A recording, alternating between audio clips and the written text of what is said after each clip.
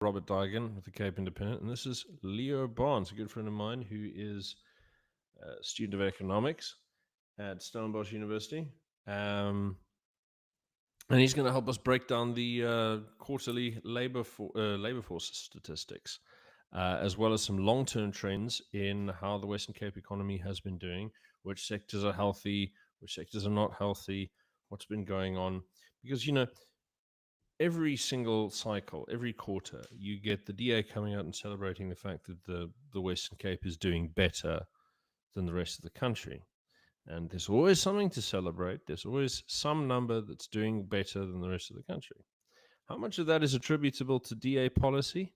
That's another question. And how much of their policy is doing good? That's another question again. And so, to try and answer these questions and get an impression of what's going on, I've brought Leo in because he knows the numbers a little bit better than I do, and he has brought a little PowerPoint slide with all of the nice, sexy graphs on it, so you can stare at the numbers and feel smart. You need to be mesmerized by the graphs. There was a lot of effort put into getting this data. yeah, yeah. It's like oh, sherbet.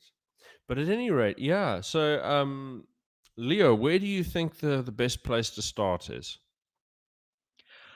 Well, probably if we're going to be looking at the most recent data, the main thing we want to look at is the fact that this is more or less just a continuation of what we've been seeing over the last, since the post-COVID recovery started for the most part. Mm. So let me just switch over so you can see the data that I'm looking at.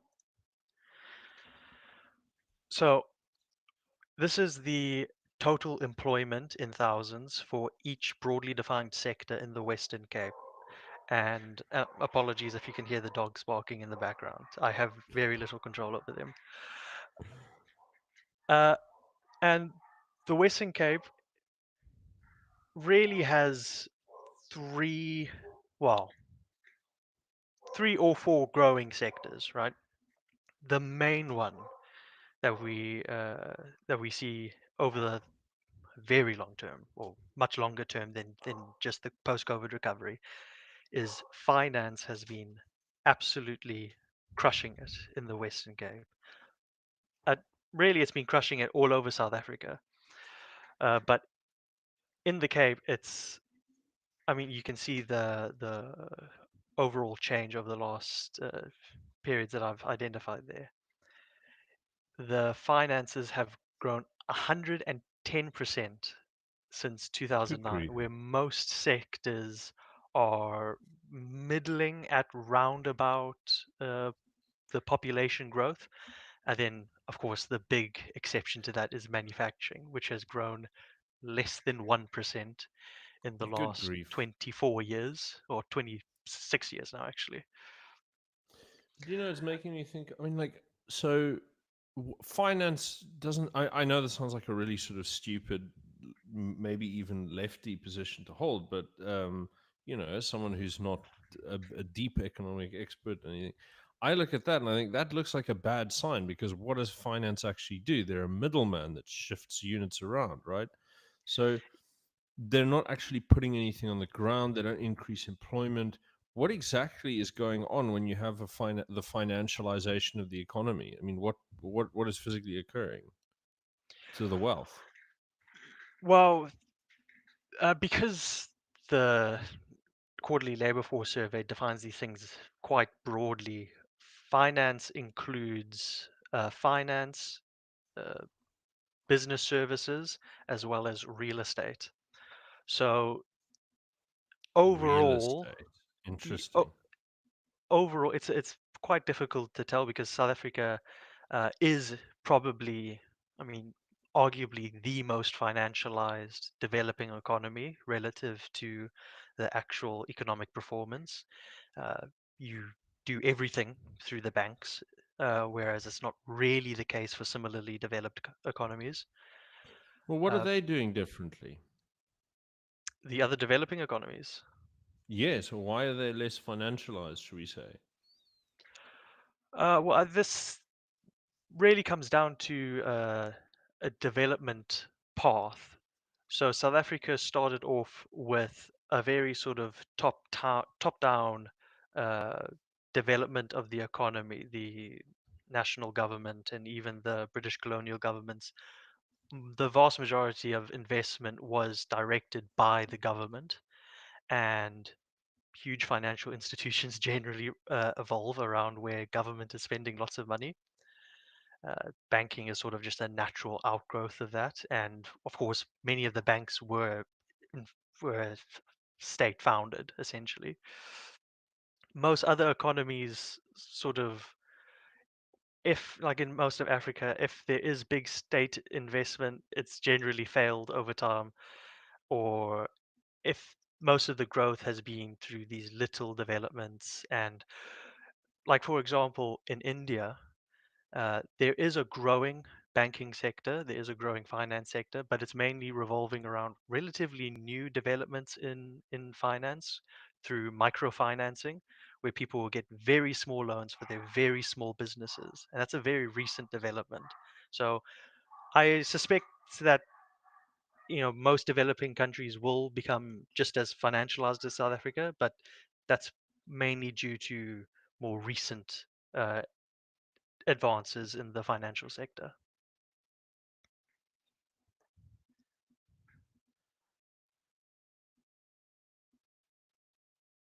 Can I you have still a, hear I have me? a sort of, yeah, yeah, no, I'm Okay. fine. I just forgot to unmute my mic like the Okay. boomer that I am. And so I have, I'm a nuts and bolts guy. I like seeing things. I like things I can touch. So I look at something like, I look at the, what should I call it? I look at the manufacturing sector. And I say, okay, well, if that's stagnating, it looks like there's not real stuff happening in the economy. And, you know, you want people to be making stuff and doing things that are relatively meaningful. And like, I understand services, but in my mind, and perhaps this is naive, is like I sort of think of services as sort of downstream from real stuff. So, you know, pulling rocks out of the ground, growing plants and feeding animals and turning them into products, that's the economy and that makes stuff that we need. And then there's services floating on top of that. And in my mind, that's sort of what the economy is. I mean, like once you've made all of the stuff work, then you can sort of pay some guy to do something, some sort of superficial service for you. But now, um, and of course, as things get really complicated, you need people to do coordinating functions, management and so on and so forth. And those can get outsourced from companies of a certain scale. Deloitte and PwC and those guys. That's their entire bread and butter. So I kind of understand that. But why is our manufacturing so flat, and what does that actually mean for us? I mean, because it doesn't seem like a good. It doesn't seem all that good. I mean, we kind of know why, because wages are high, unions are bananas, and labor law is very restrictive. But you know, what are we to make of this? I think, well, it's the main thing that you should take away from this is that the Western Cape, but really throughout all of South Africa, there is a key stage in most countries' development process, which is when the economy Hmm. goes from a rural agrarian economy to an urban industrial economy, where things like manufacturing dominate, and then onto a service-based economy. But we're currently missing that, re- really, mainly because nobody is quite so confident that they'll actually recoup their investments into the country. This is a relatively Hmm. high risk economy, where the returns over the last, at least since the global financial crisis, has been comparable to extremely stable. very, secure, not risky economies. So Hmm. there's just not. Oh, It's right. So there it's are got, things that are it's going got the wrong. risk of it's got the risk of a third world country with the reward of a first world one. Like, Yeah, yeah. um, In terms of returns on investment, so yeah, it's a it's case of basically a flat line with potholes, a flat road with potholes in it. No ups. yeah, yeah. Yeah, It's yeah. Not sad. not just there's just not a real like in most sectors for South Africa. It's just not a very appealing investment. There's just not Uh, enough I've reason noticed to the put your thing that money in South Africa. Yeah, I've noticed there's this narrative that I see a lot now, and from people I respect too. They've been sort of saying that the economy is, but like, okay, we ignore the global financial crisis. That's not like we're not going to mention that. But since Mbeki's gone, everything's gone to shit. And I sort of look at this and I think, well, it's a bit convenient. I suspect there must be something that was occurring in the economy that meant that when we ticked over when the recession hit, it just didn't come back. And I don't think I suspect that I mean, yeah, if you look at that business confidence index, it's like it goes up and down consistently with every business cycle until you Yeah, get to 2008, and then there's no more. Like, yeah, and yeah, yeah, that's no good. I just don't understand. It seems to me too easy to say that, okay, well, we can now attribute that entire boom from 94 till 2007 to Thabo Mbeki's control of the economy, and then all of the decline since to Jacob Zuma. It's like it's too simple. yeah, yeah. Well, the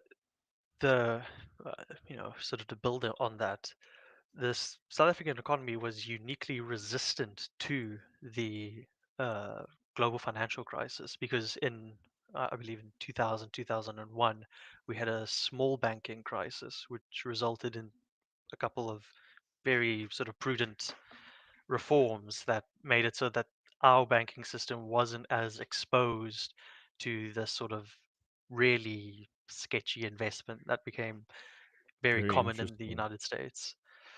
So there's really no excuse for South Africa's failure to bounce back from the global financial crisis. I think it is lots of reasons for it, but I mean, for me, the main one is Yeah. that there's just not. South Africa has a very large labor pool, and it's very difficult to extract value from that labor. So there's not Mm. much. Un- unless you want to go into capital intensive areas like finance, right? Where almost all your returns are coming from your capital investments, Sorry, that was labor is just, it going was, to you just used such a polite euphemism when you said it's very difficult to extract value from that labor force. well, yeah. Yeah, I mean but that is exactly the problem. yeah. No, I mean I understand. I mean, there's very little incentive to. I've noticed there's a sort of general practice that's been picking up in years in the past. Well, generation. So you got migrant labor treadmills. So you get your temporary employment service to go out, pick people from the Eastern Cape or wherever, and you plonk them down in on your farm or your factory or whatever, and they work for a bit. And then the second they find roots locally, they're like their, their sense of urgency to work kind of dips a bit as they start to Yeah, settle in. And then like not only that, but also due to the labor laws that change your status as a laborer and your bargaining power after 90 days. um because of that, we're just sort of taking a new labor tranche, squeezing them and chucking them.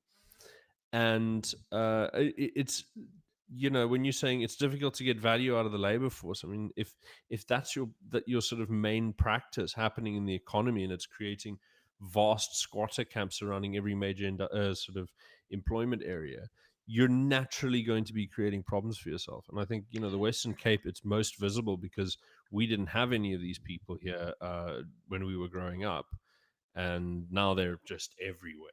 it's Yeah, yeah, dominant. and that is a legitimately big problem, especially in terms of the safety that comes to these sort of labor-intensive manufacturing developments. I think, Yeah. if I remember correctly, unfortunately, I didn't include it in the slides, but manufacturing firms in South Africa, or industrial firms, however the category is defined, Mm. spent more on security for their properties than they did for training and development. Good grief. So most businesses in South Africa, if they do have these very large labor-intensive productions, are more or less just maintaining where they are and sort of keeping themselves above water. Like if you look at the overall investment in South Africa, the net investment is already well, in recent years it's in the negative percents, but I mean over the course of the entire uh, democratic era, it's been okay. It's been decent, like in terms of it's positive, which is good, I guess. But it's just not enough. And that's sort of a common theme in South Africa is that things are happening, people sort of do things, but it's never enough to sort of move the needle significantly. Yeah, and I mean, it also look. I notice a number of things that are sort of structural from Thabo Mbeki's era, which is that he made a deliberate decision once he took over to invest nothing in electrical development, and they had that sort of Yes, strategy of, well, that's oh, we're just going to wait until the private sector decides to invest, and yet at no point was it actually affordable for them to do so. Like everyone kept looking at it and going, yeah, well, we don't want to. And then you've got the ESCOM engineer saying, listen, guy, this is from 1999 before he fired all of the buggers. Um, and, they're saying you can still read this sort of like badly Xerox report on, if you go and look file type PDF and date on ESCOM's website. So, no, it still exists out there, and you can sort of see. Well, look, if we don't build power now, we're going to have rolling blackouts by 2007, end of 2007, and it's like clockwork. yeah. 2008, load shedding hits, and I notice a lot of Thabo Mbeki stuff is like this. I mean, do you know that Muhu Andrew Feinstein, the guy who do you remember that name? Andrew Feinstein, it rings a bell, but I can't picture him in my head. Okay, so he used to be called Mr. Clean, both because he was like not corrupt, but also because he was bald, and he's a little bald sort of Jewish guy from UCT. Um, and he like you're sort of like old fashioned bleeding heart lefty kind of guy. Yeah. And he was an ANC member from like the early 90s, and it kind of made me think of Spud, like the privileged background, and then but I also want to be a freedom fighter, like that kind of thing. So anyway, so at the moment he's now the main opposition in Keir Starmer's seat in London, which is just, I mean, the like we like to Oh, say that yes, they're of course. going, This is yes, we this is like how to I say know. that Yes. everyone's following South Africa's footsteps, but for my money, it's too funny. But no, he if you read his book After the Party, there's this big thing about sort of curtailing corruption and those arms deals and that sort of stuff that went into it. The ANC learned to curtail the constitutional guardrails against high level corruption during Mbeki's period in office. So you've got like you're breaking down law and order, and you're breaking down sort of infrastructure. And then there was an interesting thing that happened in policing, because in 2000, so there was a commission that was put out, um, like just in the last few months of Mandela's presidency, there was a commissioned report into farm murders, and it came out in 2003. And it found that, like, despite the fact that they're only like 5% of the rural population, they are 60 to like something percent of homicide victims, white farmers are. And so they were like, okay, yeah, but this is concerning. We need to keep an eye out for this, and something needs to be done. Maybe, you know, more focus on the commando system or whatever the case may be. So the ANC's immediate response is they shut down. Within 6 months, they'd shut down like half the rural police stations, stopped recording the race of crime of victims of crime, and like a whole bunch of other reforms that basically cut the police's balls off across the country, especially in rural areas. And I disbanded the commando system, so now there's no like police civilian collaboration. And so I noticed there's a lot of these sort of structural factors, and I suspect, and I don't know how you feel about this as well, but not knowing every single nook and cranny of his governance policy, it just seems from the kind of broad stroke of things that there may have been a lot of decisions that Thabo Mbeki made during his presidency, while there was a lot of good feeling from the post-apartheid economic boom, that then only the effects are only really seen down the line 5-10 years because of their institutional nature. I mean, I don't know if you've seen anything like this sort of in economic stats or in various other sectors, but this sort of, from my intuitive level, this sort of makes sense to me as an argument. Well, I think even though there are lots of criticisms you can give for Thabo Mbeki, uh, Mm. especially the fact that um, it was under his stewardship that social expenditure sort of rose rapidly under because the economy was growing so much that the government could afford to do so.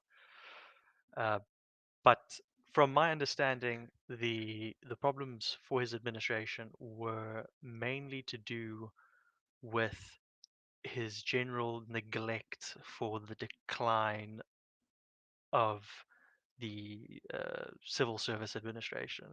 So things were getting more corrupt under his watch. People were getting less productive, and he just wasn't very interested in doing anything about it. So I have a suspicion, and based on at least some of what I've read about his uh, his tenureship, he was incredibly focused on the fiscal and monetary policy in South Africa, so much so that he would even call the Mm. finance minister at times to fight with him or to get him to be more conservative on the fiscal policy. And I guess, just had this vision that as long as the finance is in order, as long as the monetary policy is sensible, everything will sort of just go swimmingly from that point.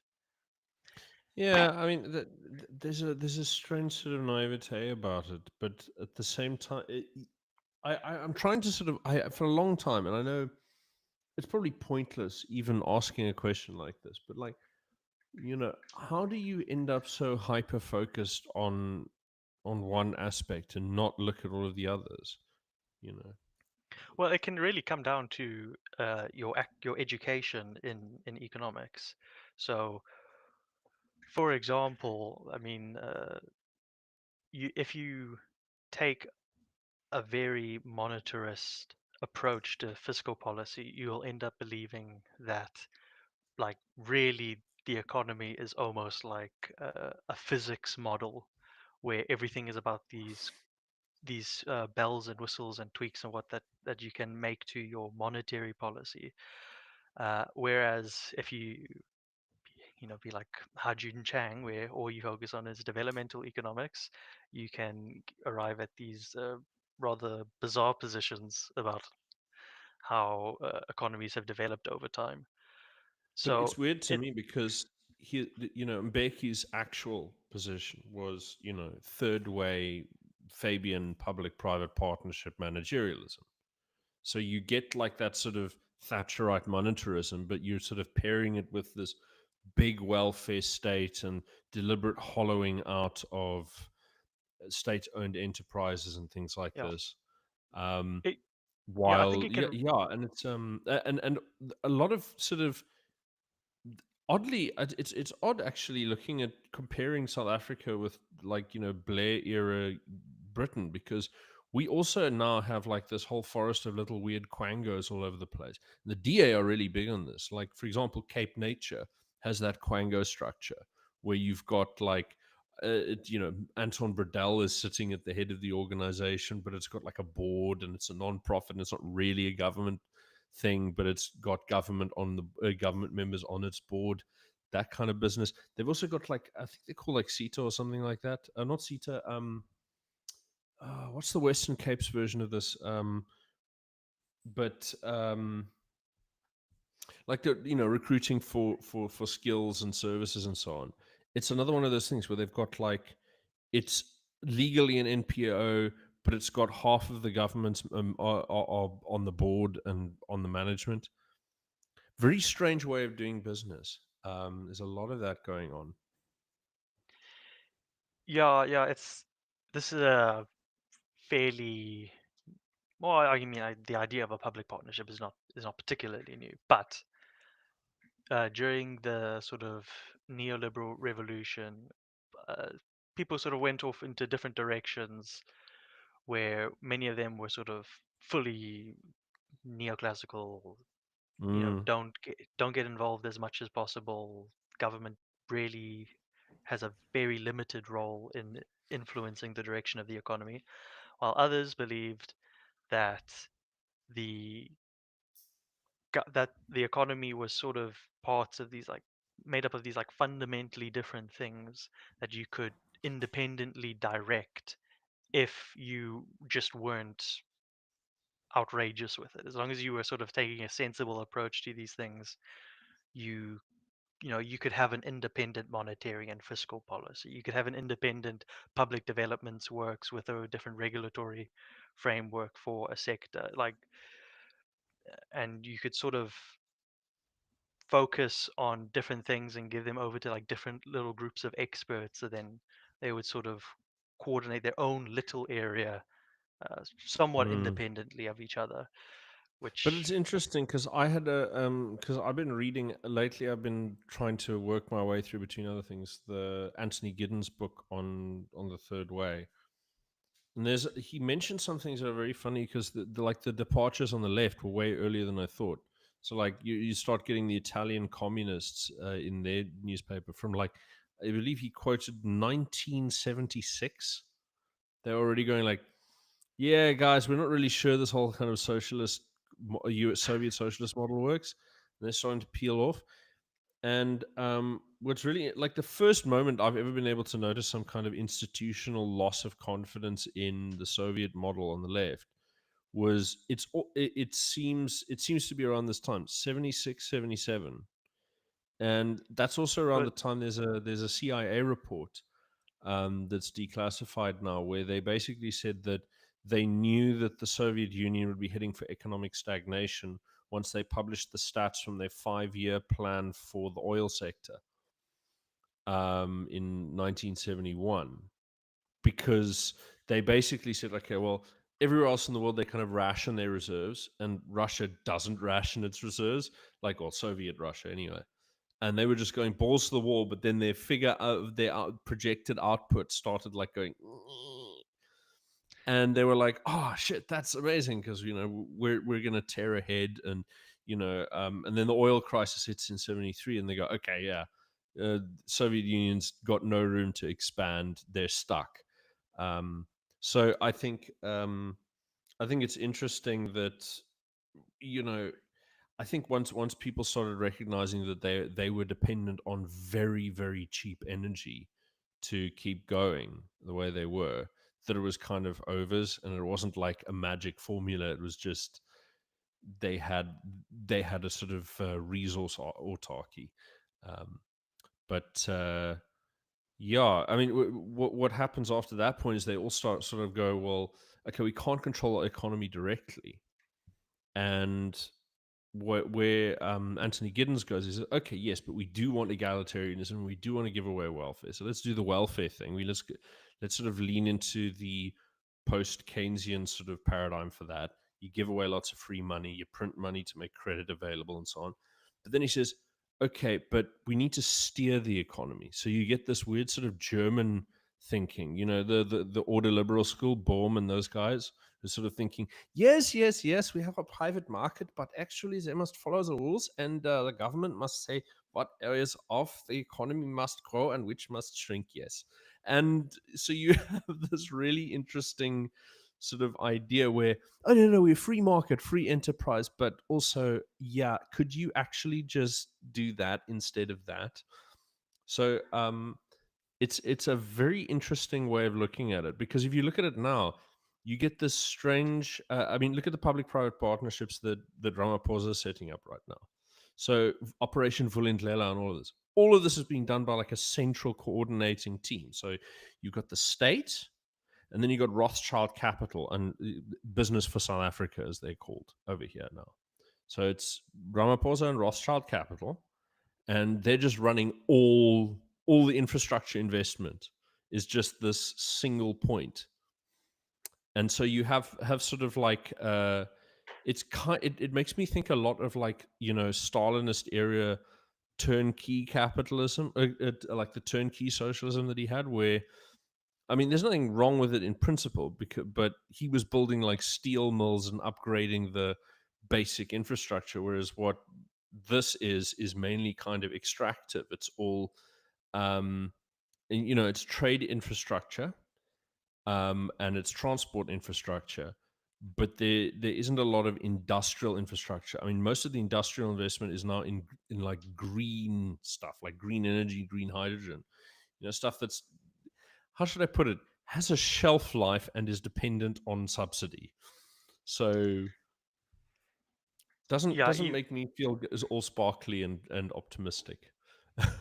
yeah. Well, this has been a real problem in South Africa as well. Yeah, so I won't get too deep into it, but just last year, uh, Darren Osamoglu and then James A. Robertson won the Nobel Prize in Economics, basically discussing, investigating rather, the relationship between institutions and economics. And this is one of the major distinctions they make in their work, is between extractive institutions, where the policies and the laws and the path the government takes is geared towards extracting wealth from the economy Mm, for a predetermined group, normally elites, versus what they call an inclusive economy, where the economy, when the policies and infrastructure and whatnot is structured so that it mm. encourages participation in wealth generation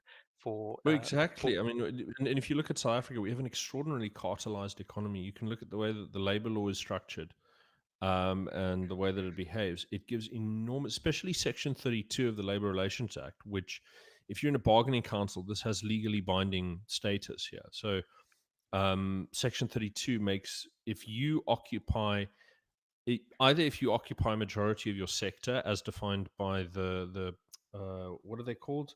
What's the guy called? It's got some stupid, like weird old fashioned name, like comptroller or something. Not the, because it's not the minister. It's a functionary just below them in the labor department. So they decide how the sectors are defined, or they can decide that you represent the sector based on, you know, the role you play in the economy or something. So you can essentially get these clusters of, within any sector, and it's often in like metalworking or whatever, or plastic working or whatever. They can basically, together in collusion with one of the major unions, they can reach a settlement, and they enjoy reaching these settlements that ratchet it up, that make it impossible for the smaller companies to actually compete, and so they just shake them loose out of the economy every sector, and becomes more and more concentrated. So this kind of behavior is very, very difficult to combat. And if you watch the fights that Neasa and all of these other sort of medium, and Sakalicha for that matter, to some degree, the battles that they have to run against the cartelization of various manufacturing sectors, it's crazy. It strikes me that what we end up having is, and some of these are like fully captured. Like a while ago, I was talking to a guy who's in he wanted to. He's in the union. He's in the union sector, in the union busting sector, shall we say, like a labor consultant, for companies. And he at one stage wanted to start a stevedores company. So he wanted to get involved in like handling break bulk in Cape Town or Saldanha or wherever. And so he tells me like there's no way to get it done. I say, you got to be kidding me. Obviously there's a way in, right? So it looks. So I poke around, and it turns out that in order to register as a stevedores company, in order to literally just like chuck big blocks of stuff around, you have to register with the National Stevedores Association. And I go, okay. So let's find Nasasa. So I try and find the location. Like I call up I call up the NPA. I call up Transnet, Department of Transport. And then it turns out and like that actually it's just being run by Bidvest. So like it's literally just Bidvest, and they make it so that you cannot find the. What happened is that I got an intern. I got lucky. I was calling the NPA and I got an intern in the office, and she was like, she'd only been working there for a month. And so I said, look, Nasasa, look, I've contacted these people. They won't let me register my stevedores company without getting permission from Nasasa. Can you pretty please find me the number? And she goes, oh, okay. And she's like very cheery and everything. She goes off and gets the number. And it's Taryn Langer from Bidvest, from Bidfreight, who sits on the eThekwini Maritime Cluster in the Chamber of Commerce in Durban. And it's like, I'm like, what the hell? How is this? So I said, like, is this the number for Nasasa? And she said, there is no Nasasa. They don't exist. I said, what? But I'm they won't let me register without it. And then she starts panicking. She starts freaking out. Who are you? So I thought, like, how many? Like, okay, this is just one. How many other sectors have this kind of bottleneck involved? Where there's like a small cluster of people who are allowed inside the club, and then everyone else gets shut out. I mean, we've seen it in the mines. This is how Marikana happened. Is you're not allowed to have any unions operating unless they're linked to the ruling party. You can give us a cut. And if you're operating in a tribal area, you'll only employ people from those tribe. And if you're operating, like I look at how many examples of this where we've got like these fixed, or like Stellenbosch, where a small selection of wine farmers will absolutely rip you to shreds and use contacts in local government to deny you planning permission if you try and run products that are not one from theirs. That, like, you get crazy stuff like this all over the country. And you're right to bring that up because that's a huge factor. Yeah, and it absolutely throttles the growth of the economy. And the Western Cape is far from immune from this. And really, that's this province's biggest problem, is that the DA could run this province perfectly, absolutely perfectly, and they'd still probably only be able to make about a 30% difference. It would be a big improvement, like a noticeable improvement, but until these national issues are resolved, I mean, that's about 70% of everywhere, right? 70% of everywhere's economy in this country is determined by the national government, at least. Yeah. No, that's true. I mean, look, I want to. I mean, it's worth sort of delimiting here. Like, what are the hard limits to policy intervention here? I mean, look, okay, DA there are criticisms you can lever against them, but let's be frank, it is the ANC who's running everything. They set the frameworks, they set the policies, the labor targets, the everything, right? So, trade tariffs, visa regulations, logistics, even like the energy generation. Until Alan Winde stepped in, and this is where I give Alan Winde a lot of credit. Is there like a number of policies that he's been pushing since before he was premier? He's been trying to push for them that no one else in the DA has even remotely been interested in. Like one of them has been electrical generation. He was also really big on getting the special economic zone there in Atlantis, right? And that provides a lot of employment, and it's manufacturing employment as well, which is rare. No one else in the DA thinks manufacturing is important. So, Yeah, well, I mean, look, I understand you like people who are our audience will hate Alan Windy because of his role in COVID and all of these things, and I understand that. But for my money, it's like here's a guy who's been trying really bloody hard to get his party to look at stuff that matters. And I look also at there's a bunch of with the little leverage he has. So look, the roots of Westkrow are kind of ignominious because if you know the story about Knysna Tourism Board and where all those guys come from, it's pretty shady. But it's playing actually a positive role at the moment, I'd say. In directing a lot of investment into the Western Cape. And I think everyone recognizes them as being extremely important. And unlike the Chamber of Commerce that has like this very sort of narrow sectoral, narrow sort of vested interest as a little club, Westkrow seems to be much more targeted around just getting new stuff happening in the economy. Not always the best stuff. I don't like Amazon. I think they're terrible. I think it's the worst. That was a terrible idea. But overall, I think they're making an effort to try and get stuff happening. There's a lot of investment in whether it's agriculture or what have you. I think yeah, I and think Westkrow does a lot of if work, good work. if I hopefully I click on the correct slide. Yes, I did. This is the regional GDP by industry, and what you can see Mm. is that Let's zoom in there. from over the last 10 years, obviously this only goes up to 2022, so forgive me, the last 2.5 years of data are not included in here. But the real drivers of growth for the Western Cape have been the agriculture and finance sectors. So On it, yeah. I mean, but the thing about finance is that seems to me to be something that's very easy come, easy go. So, like, if you have an economic shock, um, that's going to be, I don't know, that's not going to save the rest of the economy, so to speak. You know, um, well, the problem is that the rest of the economy is borderline non-existent. So there's not much left to save. yeah. Uh, Yeah, no, that's true. I mean, I think it's interesting that you're pointing out the agricultural thing because I remember you look at New Zealand.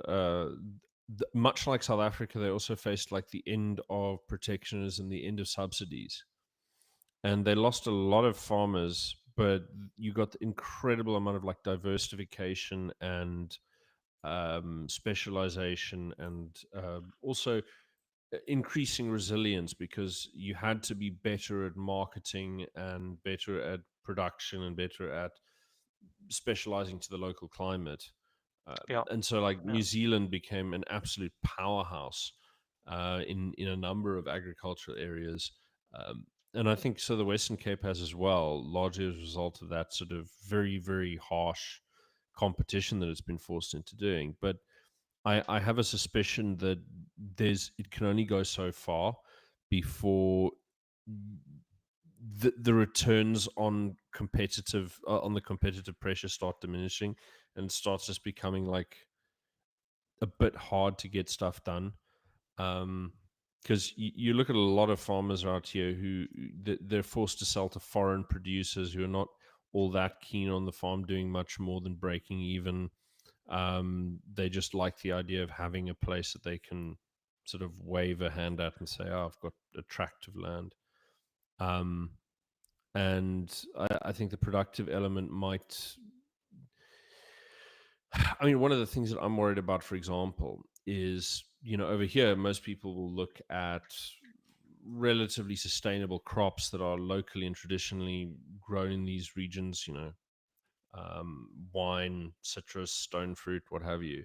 But I've noticed a lot, like the Germans will come down and they decide they want blueberries, so it has to be covered and it demands much more water than comparable crops. And I do wonder whether, foreign investors are sort of going to start distorting the local market and resource prices over time. Um, but I mean, these are idle thoughts. I'm not sure what the. We need a soil scientist and what have Yeah, you to come yeah, and that's tell us. that would be a very very industry specific specific data that would need to Yeah, be covered there. I'm sorry. I'm like sitting and speculating about this stuff. Like, what do I know? I don't know. I'll Um, do some acidity samples for the local soil and get back like, to is you. it correct? Are we? Is our stikstof usage a bit too high? I don't know. But no, I worry about that. I mean, look, agriculture is still only what is it, 5 or 6% of the economy? What is it? Nationally, I'm actually No, no, no. Here I'm in the not. Western Cape. Well, I have it by region. The overall looks well. City of Oh Cape wait, Town no, is so that's massive. It sort of ends up taking up a lot of the. So excluding the city of Cape Town, it's about 10-15% of the uh, mm. West Cape's economy. Yeah. I mean, because the city of Cape Town itself is basically just like Philippi and then a few other weird little areas. But Philippi's like a Yeah. really cool little thing because that inclusion actually keeps dairy and fresh produce prices down. I think someone calculated it like 20% discount for people in the city because of Philippi's presence. And the DA, and this study came out like I think 6 months after the DA declared that they wanted to actually rezone it for housing, and I was just like, "How are you this retarded? Like, how are you that stupid?" Um. Anyway, Yeah. Well, I don't know. I fucking excuse my sort of language. a natural product of the rapidly growing population of Cape Town. But if we look at just the city of Cape Town, Yeah. agriculture has it was tiny beforehand, but it's reduced even further in the last 10 years. It's mainly been Wow. Cut in half. yeah, yeah. This is it's not too different in the non-metro areas. Agricultural But it's employment down. It's interesting. The informal sector growing roughly. If you go back to the metro there, Yeah, it's yeah. about three So times the informal growth. sector it grows by 2/3, while the formal sector is growing by a fifth. Yeah, You know. basically. And also private households gone up a little bit. This would be like your domestic workers and gardeners and whatnot. Hmm. Very interesting. Very interesting. And And then outside, yeah, and similar, the rest of the country. I mean, province. Yeah, no, okay. It's interesting that the informal sector didn't grow as much and the formal sector grew slightly more out here. But agriculture declining by 15% and private yes, and households but going down as well. That's you worrying. know, caveat for comparing this to the previous graph we looked at. This one includes the most recent quarter. They changed so many of their like spatial criteria in their unemployment calculations, and but So this those are is really completely discontinuous data sets. yeah they're they're not discontinuous as like for the headline figures, but the metro versus city of Cape Town things they've changed for I see whatever what you're reason. saying. Take pinch of salt there. Okay, cool, cool. So, but this is, I mean, the point is the general trend. Agriculture is, if you can just look at the trend line, it's basically stagnant in the non-metro areas, down ever so slightly, and the bulk of the growth for both areas have But been it's interesting because when I look at so let's say they want to develop an agricultural area nearby and they want to rezone it for housing, they always pull yeah out a little graph and say, well, our agriculture is not growing, therefore, and like I know that agriculture sort of it doesn't grow much to begin with. It's not like a boom industry.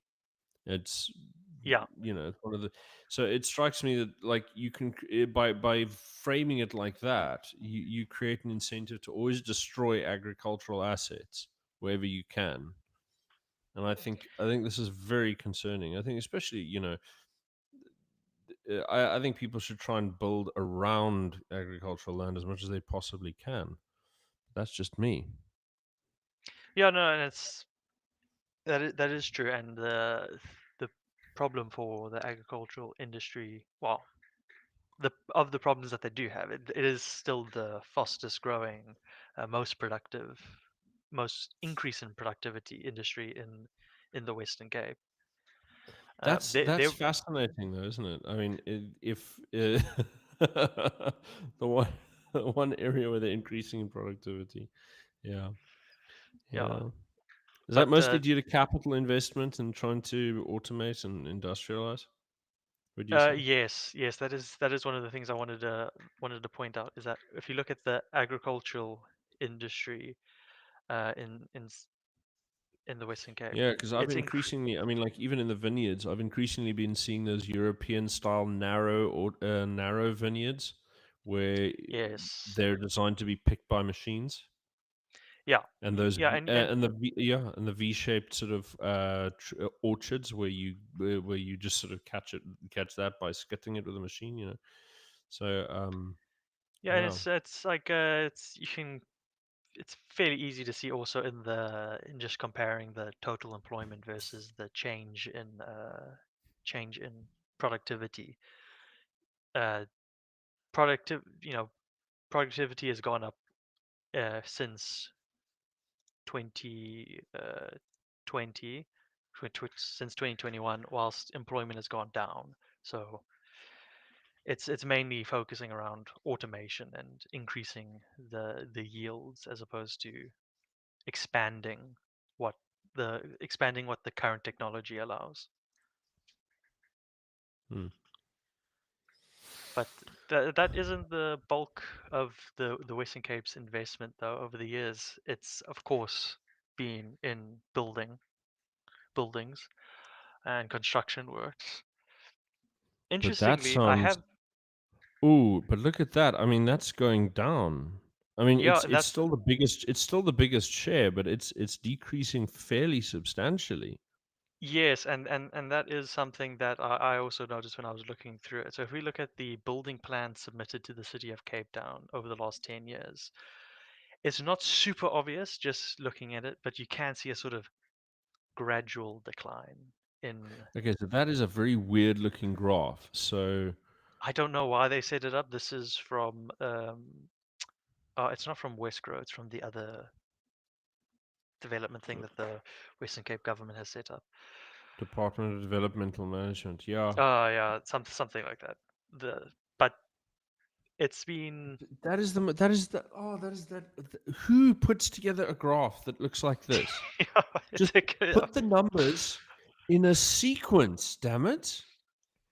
Holy yeah, it's moly.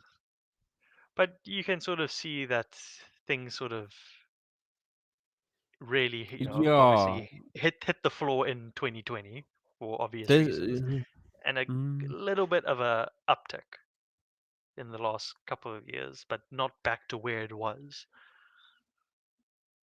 yeah, no, it seems to be there was a bit of like a bit of an increase in enthusiasm for 2023 and then just given up on it since. Yeah, yeah, and also you can notice that the decline began before COVID. Yeah. If it's funny. I think 2023 looks like the bounce back year, but you know it seems to even out through all of the years, and you get like this stagnant spread since 2019. You know, Yeah, pretty much.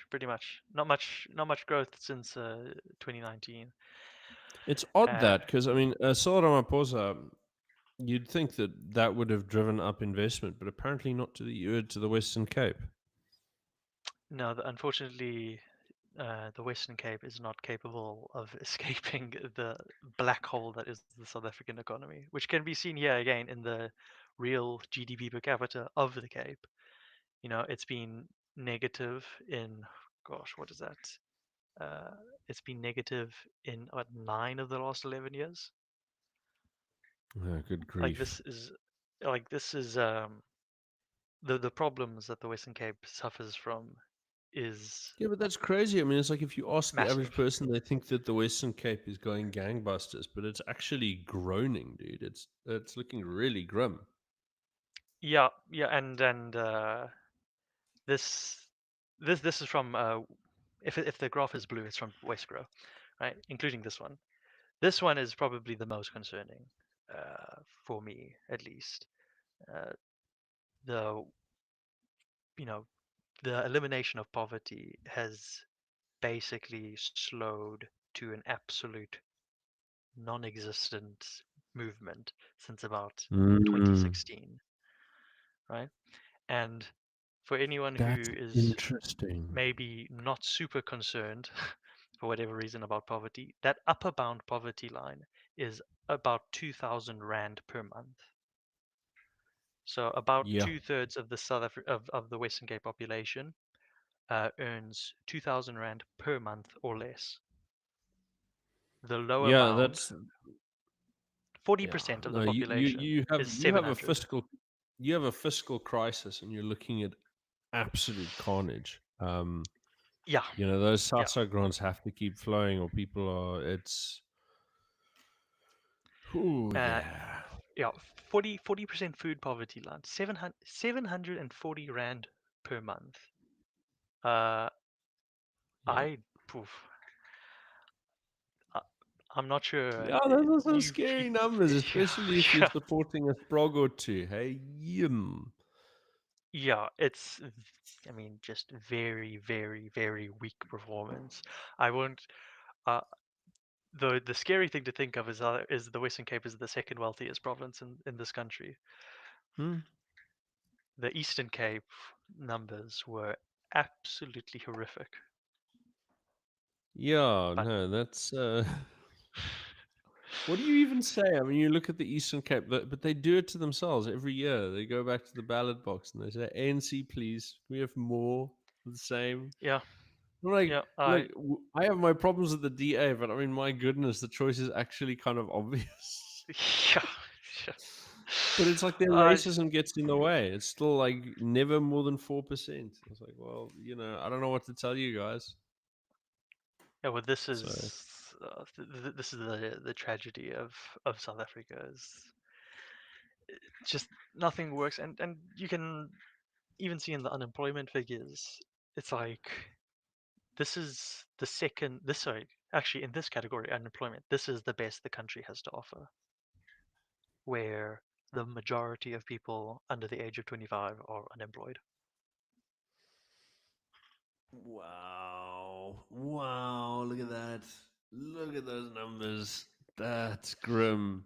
And I mean, Yeah, if you look at the age as well, like, it also reminds me of, it's also where when you look at the new employment equity figures, they've also staggered them by age. So mm, they've gone now that, like, okay, look, black economic empowerment, employment equity, affirmative action, whatever. If you're like upper management, it's fine. You can stay there. It's okay, but your kids are not going to get a damn job anywhere. Like, yeah, this is so they're trying to make it so that the misery is evenly distributed, yeah, and this strikes me as just yeah. a And terrible and idea. and this is a huge problem in South Africa. Is the number one sort of determinant for whether you can really even survive is whether you have access to a stable employment, and it's highly age stratified, and it's also incredibly education stratified. So, like, if you look at the Western Cape again, unemployment rate in Q2 of this year was 21%. But if you have less than a matric, it's it's nearly touching on 30%.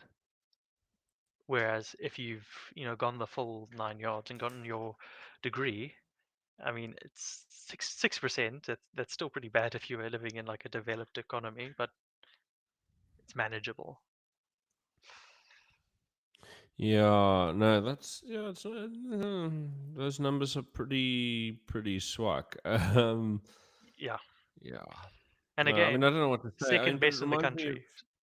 but it reminds me of like those old stats you used to see with the from the few times that they've managed to release stats on this, like the amount of people who go into a degree who actually finish it differs enormously between the races.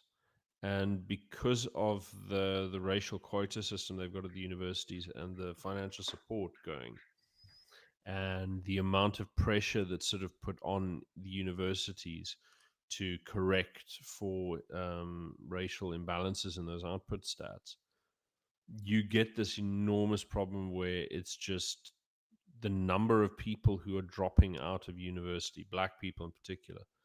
Like Yeah, it's huge. there was, it's massive, it's massive. And like I don't want to quote stats because they're going to be misleading, because like the most recent one I can remember something for is from 2008, and that's just not applicable right now. So, but yeah, it does seem pretty big, and you have this big burden of students who are trying to remain perennial students because they're scared of entering that job market, because they're kind of worried, kind of think fairly legitimately that their degree might not be worth anything, and so the longer they can live off NSFAS, the better. And yeah, it's not great. The whole Yeah, no, thing is it's sort of very worrisome. and I'm just gonna quickly stop sharing because I want to quickly try find something else in my files that I don't have here. But from what I can remember off the top of my head, even these sort of progress goals that the government has set, right? It's basically the sole mandate for this government Mm. is to fix the inequality in the country. And things have sort of just stopped moving in that direction since about 2014, 2016. The most of the sort of developmental criteria the government focuses on have been really quite stagnant in that regard.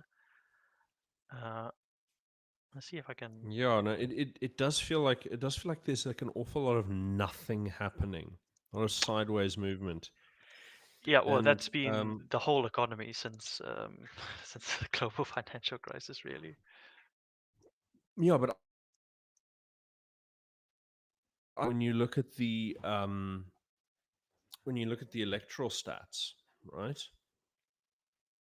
There's that weird moment in 2016 when the DA gets their first sort of they get their first taste of black support, black electoral support. And I think in Joburg it goes up to like 10% or 15% or something absurd like that. Like they've never had that since or before.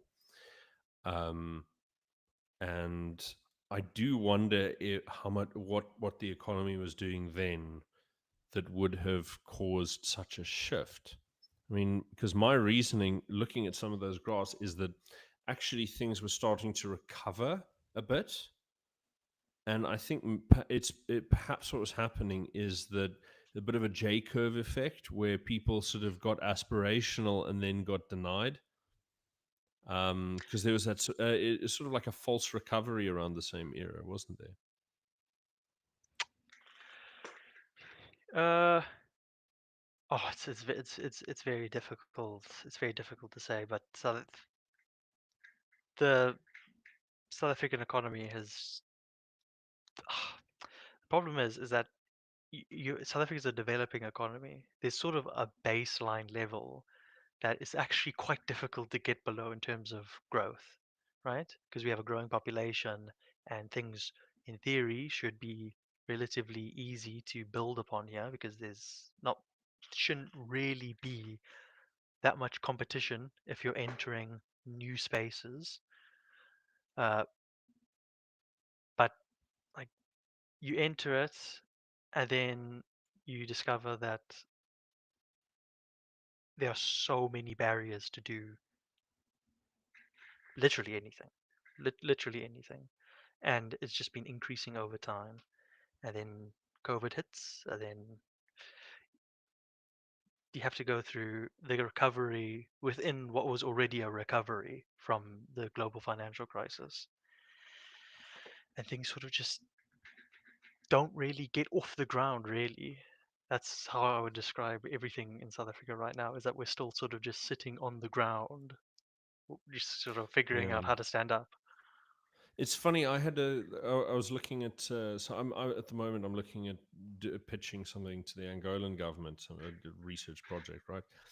And one of the things that I sort of got into, and I know they wouldn't be interested in this right now, unless they decided by some miracle to trust me implicitly. So I had this weird idea. So I thought, okay, well, look, they've got this population bomb approaching, and their fiscal situation is really bad, and they haven't got a lot of a diversified economy, and they got bad, um, you know, food security, and they're going to struggle to industrialize because they've got oil but no coal and stuff like this. And I thought, looked at it, and I said, well, you know, what if there's a process by which you can make steel, but using an oil byproduct instead of coke? So I look it up, and it turns out there is actually a process, and it's relatively cheap, and it also uses South African syngas technology and so on and so forth. And it turns out also they have like a little, infrastructural feature, much like the Sishen Saldana, like in Namibia. There's a city on the low coast called Namibia, and they've got a little iron ore port, and they've got some iron mines that feed onto that railway that goes in there. I looked at them and I was like, well, what if they just did like imported a bunch of Afrikaners to start farms, give them land, give them, you know, cheap financing or whatever, and have them kickstart a rural sort of staple crops and so on, and you stick a massive, you take out a fat loan for a massive steel plant that's going to entirely be run by unemployed German engineers, because their economy is going to shit now. So Yeah. you sit and do these fantasy projects, and in a funny sort of way, you kind of think, well, I could do that in South Africa if the labor market and the racial regulations weren't so bananas. Because Angola could do this. Angola could Yeah. totally do this. You look at their labor costs less than half of China's. If they really wanted to do this tomorrow, they could just the whole thing could get off the ground. They could do these. They could do like mega plants churning out steel, churning out long steel. You know, Yeah. um, Yeah, and that this is the real problem, is that even if labor is cheaper than in China, for example, there are sort of secondary costs and risks associated with it. Why would you set up a textile mill, for example, if you know that the labor is going to be comparable to where you can set it up elsewhere? Uh, the risk of your plant being burnt down by an angry mob is significantly higher than basically everywhere else in the world. And even if somebody doesn't burn it down, the chances are that it's going to get broken into at least a couple times a month.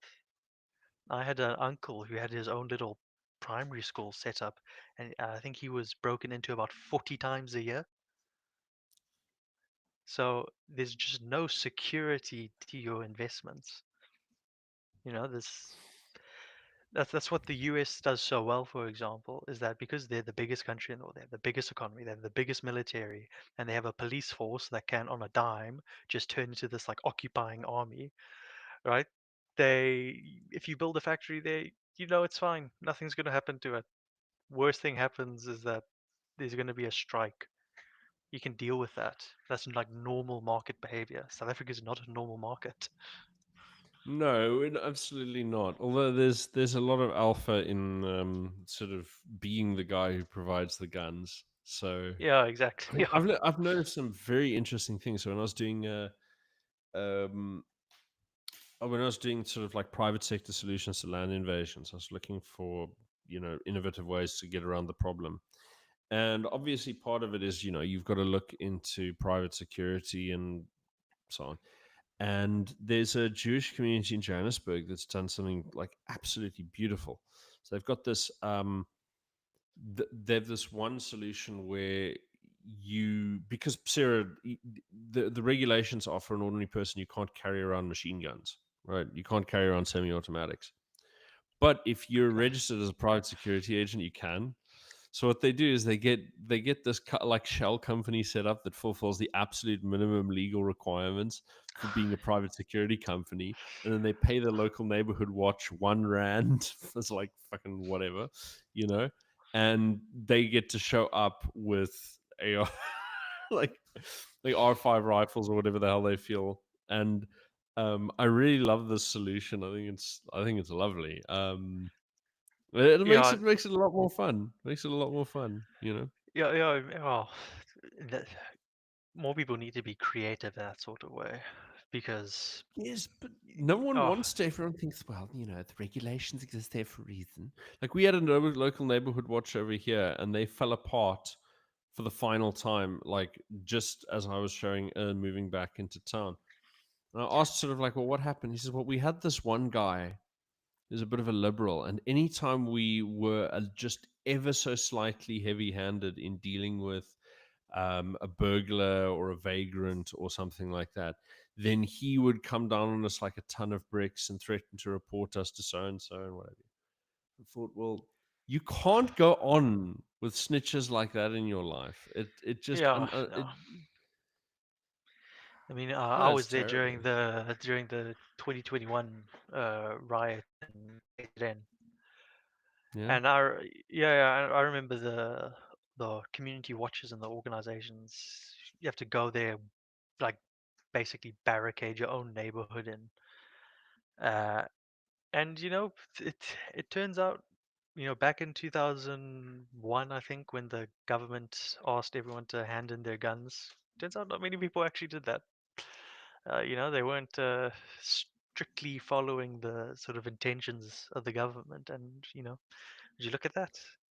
And It wasn't it's a bad also idea. it's a marvel how all of those people who are so very sort of concerned about procedure and everything, and the second that they really need the guys who break the law, they're like, yeah, go go go go, you do whatever you Yeah, want to do. yeah, yeah. No, nobody It's had like any. Yeah, it's all vanity, really. I was like, no one's really worried about all of these silly things. I think the fact that we codified citizens' arrests into law yeah. makes us quite unique, because you can't do that in the UK, you can't do that in most of Europe, you can't do that in most of the US. What is it? Is it section 47 of the no, no, no. I'm thinking of the year. It's the 1957, the Police Act from that year. They've got like a little clause in there. I think it's section 40, one of the 40s. There's a section that sort of details how any citizen can use force to apprehend someone in the process of committing a crime, especially if it causes harm to others or their property or whatever. Um, and like there's some caveats, and it doesn't allow you to do whatever you want, and you can't just sort of arrest people. And if you think, no, it has to be imminent, right? It's not something, oh, like I've discovered this guy like crooked his taxes or like wasn't paying his workers, citizens arrest. You can't do that, right? But um, imminent sort of violation of personal property, you can step in and say, "I beg your pardon, but you are going down to the police station with me." Um, and I think having those powers uh, for ordinary people who are armed or at least have company, I think it's very good. It gives you something to fall back on when the police aren't working, which now they're not.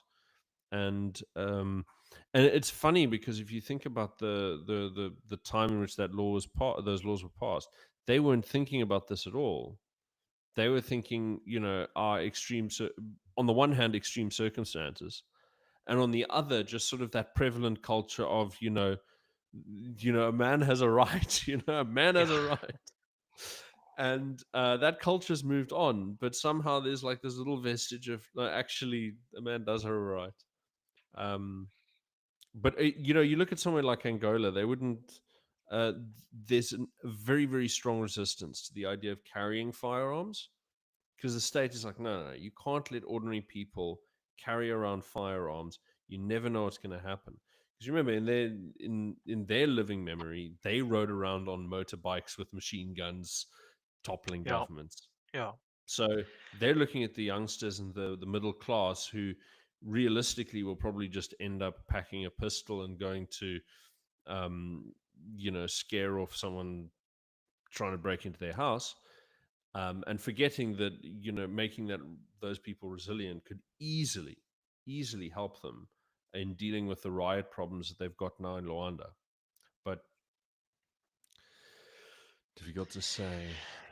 Yeah, yeah, and this is this is one of the major hurdles for South Africa is the security situation, because like people obviously is very commonly touted the connection between poverty and crime. Uh, which direction that up is not exactly clear when you read the Yeah. research, I but think especially when you consider like there are poorer countries in South Africa that are less violent. yeah, One of the exactly, things exactly. there is an argument to be made that inequality is a big driver, but I don't think that's like one to one. I think inequality drives crime if there's low levels of enforcement. Yeah, Um, yeah. I mean, this it's primarily an enforcement thing, and or at least in my opinion, it's primarily an enforcement thing. And the Western Cape government is, they have well, limited yeah, options, and they don't take those limited options. So it's sort of a exactly. double Yeah, whammy. yeah. I mean, like, what do you really have? I mean, one of my favorite ones is like homelessness, right? So you have So you have enormous problems with homeless vagrants around in the small towns. In the big cities, it's not the big. Homeless people are not a big crime factor. They are a problem for you know they decrease everyone's quality of life along with their own by their silly situations. And but over here, it's like these are the guys that fence the burgled goods, and these are the guys who cause problems if they have like a psychotic break on main road and go after someone, right? So you got to clean them up, and then you find out, okay, but then don't we have a homeless shelter? Yeah, we got to build one. Wait, but seriously, we know you have a homeless shelter over there. Yeah, but we're renting it out to these businesses that are like connected to this guy and that guy. So can we not? And you get this kind of stupid nonsense where you've got like these little like one or two links in the chain because the law forces you to do um the law will force you to find alternative accommodation before you can move people on. And then you've got another problem, which is that your prosecution service down here, we live in an African country with African crime levels, but all of our prosecutors are bleeding heart white progressives. Like this is like this is Yeah, the worst sort of situation you could possibly have. So you get guys who are caught red-handed once a month breaking into a place, no jail sentence ever, just cut, like because it would be inhumane. Like they and can that's like and stab someone to death, and it's like no, it'd be inhumane because the prisons are very crowded right now, and so I think actually we should commute your sentence and just keep an eye on you and give you some rehab. Just make sure that you come right. Poor and misguided young man. it's remarkable that the prisons are very full, considering how few crimes actually get investigated to completion. Yeah, like no one Uh, cares, and I'm sort of stunned. I'm sort of stunned by it. Because number one thing you just like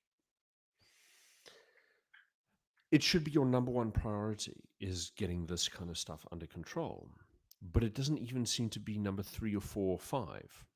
And for my money, I mean, like, okay, petty crime is a little bit sort of lame and middle class to care about, sure. But let's look at the real crime then. You've got 20% of your homicides are known to be caused by gang violence. And we know that for decades the gangs have been protected by SAPS and have links to SAPS crime intelligence. We do nothing about it. And then the premier comes along and he has special powers of investigation, which can grant, his people the right to investigate properly. I mean, he doesn't use those. No, instead he sends the ombudsman, whose only powers are using a telephone and picking his nose. And he comes up with a report that shows nothing at all. And embarrassed by this, the premier hides it for 2 years, and now he's released it, and it looks like it's got nothing in it. So, like, this is, what are we doing? We're doing absolutely bugger all. Oh, Yeah, God and bless this us. is this is such a problem that I like you'd expect self-interested party Western Cape government, they should naturally be pushing for as much power as they can possibly get for themselves, and Mm. the most, not just legal power, financial power. I'm looking Yeah, I'm and it's right like, even I'm looking at right now I'm yeah, looking at the provincial the provincial budgets given from the national government to the Western Cape government. So the Eastern Cape, you know, typical South African government rewarding failure, they get about 16,600 rand per head in the Eastern Cape for their provincial government. The Western Cape, of course, the lowest, gets 10,200 rand per head. So okay, cool. but here's Yeah. my favorite bit.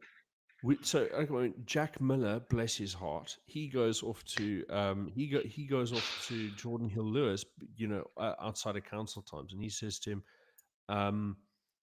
"Why don't you why don't you like talk to the government and adjust the Division of Revenue Act, because we are not getting our fair share."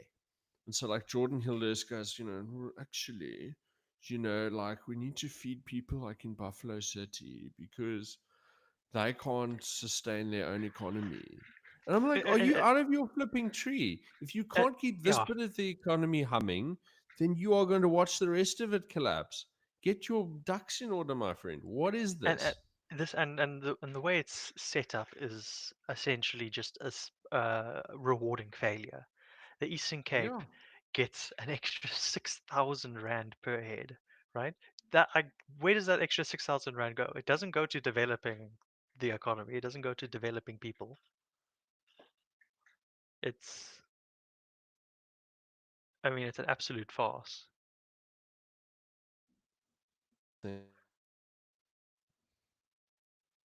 Your Oh, did I cut out I there? beg, yeah, it's apparently it's not even a connection problem. It is simply that Chrome has decided that it's going to have a massive hissy fit. Okay, wow, that's Um, delightful. I don't know, but basically my point was that the way it's structured right now, it rewards failure. The Eastern Cape is the most incompetent, incompetently ran area of the country, and of course, also mm, when I was looking at this a while ago, I was thinking like, do they just give more money to the places that vote ANC more? That's kind of what it feels like. mm. I'm going to have to refresh the website to make sure that it uploads correctly. And hold on. Sure.